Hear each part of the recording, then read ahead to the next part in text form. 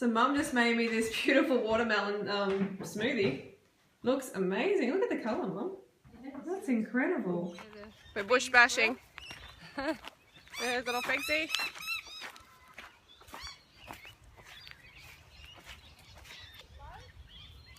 We're in this beautiful park here, taking Figsy for a walk.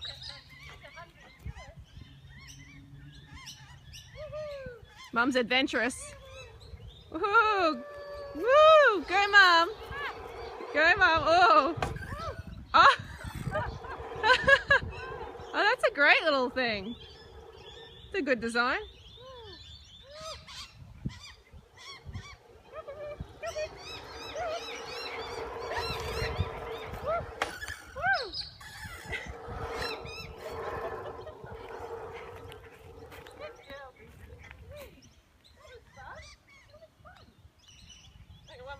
Yep.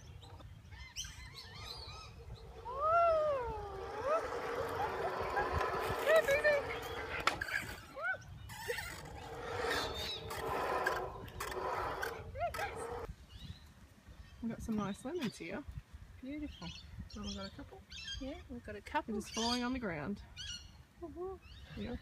Free lemons, folks. Free lemons. And they'd be organic too, because organic nobody lemons. cares about them. That's right. No one would spray them.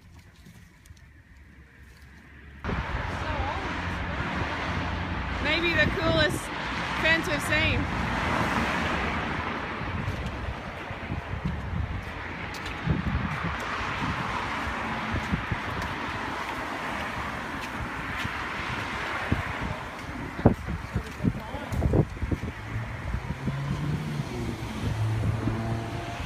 It's way funkier than the next fence.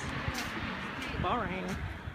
Okay, so I'm just having a green smoothie that Mama Duck made. This is beautiful. Spinach, we've got baby spinach, we've got thistles, and we've got dates in there blended with water. And it's really tasty. I'm really proud of Mum. Thanks, Mum.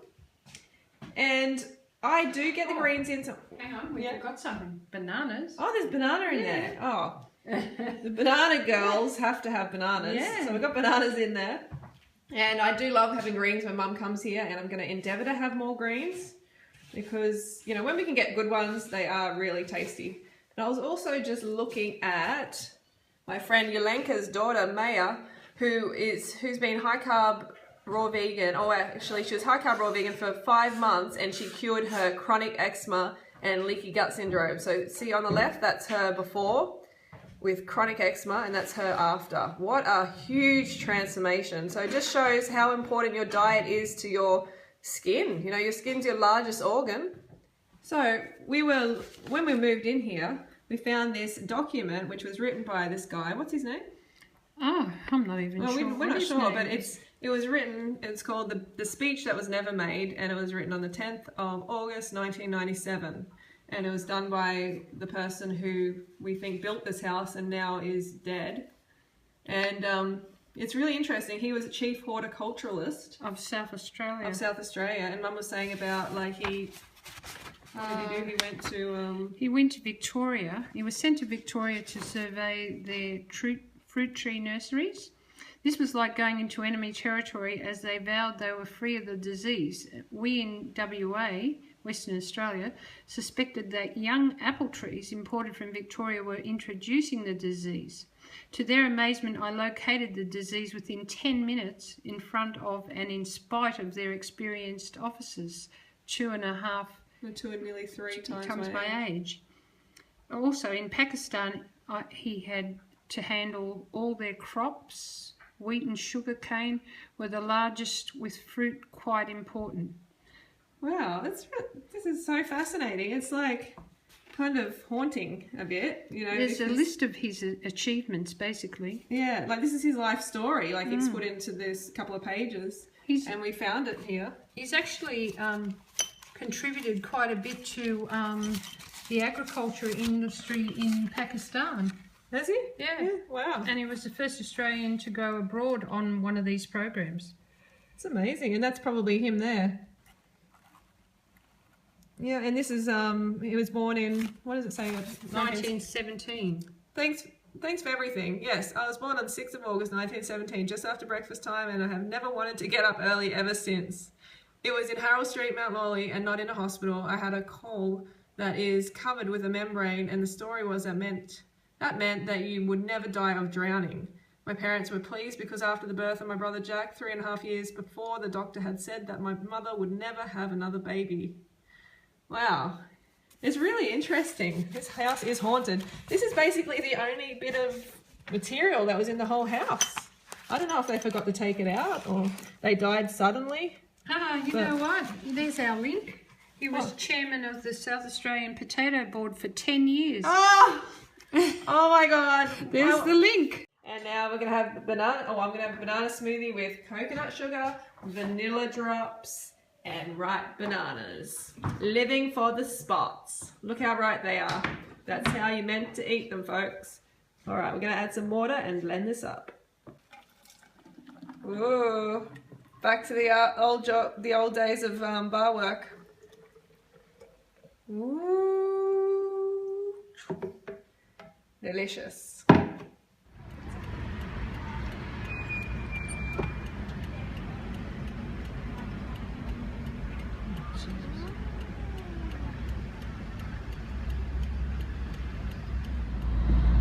On the way to the airport.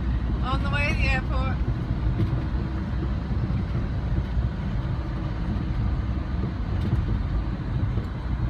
But I'm going to move to Queensland. We're going to move to Queensland, and I'll be reunited with Mummy once again. Thank goodness. Mum's like, great, more houses to clean, more places to clean. No, I'm not looking at that. And I'll be very happy to have you close where we can spend some more time together. that's right.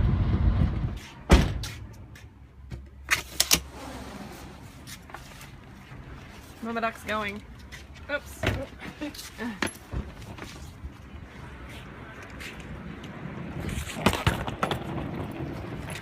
All right. Bye-bye. Bye, Mom. See you in a few months. A few months? Yeah. Yeah.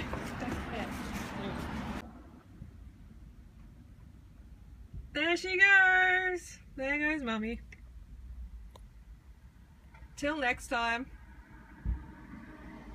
So I just dropped Mama Duck off, and it's always a sad day to see Mama Duck go because, you know, we're such good friends. We love hanging out together, and Mum's a great cleaner, and that always comes in handy. But yeah, seriously, she's good people. I love having her around, and yeah, well, hopefully we are going to catch up again in a couple of months. That is a plan. I think we're a bit crooked here. Hang on a second. I think that's better. Yeah, so in a couple of months, I'm going to be moving up to the Gold Coast. That is the plan. Or we are going to be moving up. That's Jurian Ryder and I. And the problem is, Jurian Ryder loves this place, loves South Australia. You know, he loves the cycling here. He was brought up here. He loves it. And I wasn't brought up here, and I don't actually like the extremes in weather. You get really cold or you get really hot. And the fruit's only good for a couple of months a year, and then it's crap, and then you're stuck in this cold weather. And I've done 2 winters here. I've done 2 years here, and we had this initial agreement where we'd do 6 months on, 6 months off, like, you know, 6 months where one of us wants to live and 6 months where the other wants to live. And I've done 2 years here, so I'm about time for a change, okay? It's time for me to go to the tropics and enjoy mangoes. I've been missing mangoes so much. Like, mangoes here end up being like $6, $7, $8 each. One single mango. And I'm sorry, folks, like, for someone who grew up in the Sunshine State, which I did, I want to have mangoes and not pay some ridiculous, you know, price for them. And, you know, Harley loves the Gold Coast as well, but definitely not as much as the Sunshine Coast. I mean South Australia. So anyway, you should go over there. You should go over to Jurian's channel and say, hey, it's Freely's turn to live where she wants to live. She's done 2 years in South Australia. Give the girl a break. And he also loves the cycling on the Gold Coast as well. So that's the next challenge, folks. I'll let you know how that goes. And I was just looking at my eye here. Looks like I've got a black eye, which I kind of do because I got bitten. I was going to say bitten. I got stung again on the face. Well, I got stung on the butt by a bee the other day, and this yesterday I got stung on the face, or the day before, on the face by a bee, and it drilled into my forehead and it seriously swelled my face up.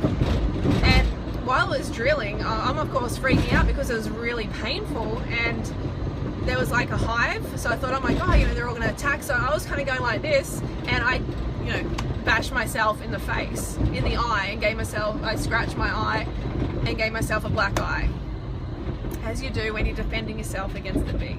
It was pretty traumatic, to be honest, because I was like swatting the bee away so hard, but it was still driven in.